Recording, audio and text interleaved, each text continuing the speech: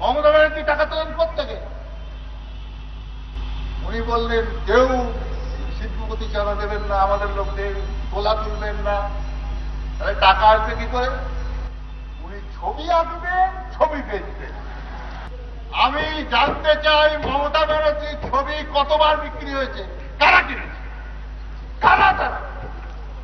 ওনার ছবি কোটি কোটি টাকা দিয়ে কিনেছে কারা তারা?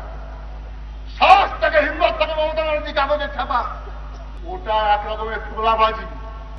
আমরা বললাম বুদ্ধদা কবিতা ভালো লেখে, কবিতা এখন বিক্রি হবে।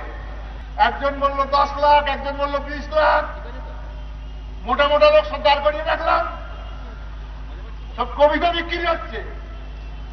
এসব ছেলে মানুষের আপনার ছবি বিক্রি হচ্ছে, ঘাস ফুলের ছবি। ঘাস ফুল আর কাশ ফুল ছাড়া তো কিছু আঁকেন না। সেখানে এত টাকা পাচ্ছেন, পার্টি চলে যাচ্ছে, আর চাঁদা লাগে না। ওইভাবে যে নিজে তোলাবাজি করে, ওর মানে হচ্ছে আমি ছবি আঁকবো, তুমি নেবে, এবং নেবে মানে এতটা টাকা দিয়ে নেবে, কোটি কোটি টাকা দিয়ে। আমি জানি কিছু লোককে, তারা যারা ছবি কিনেছে।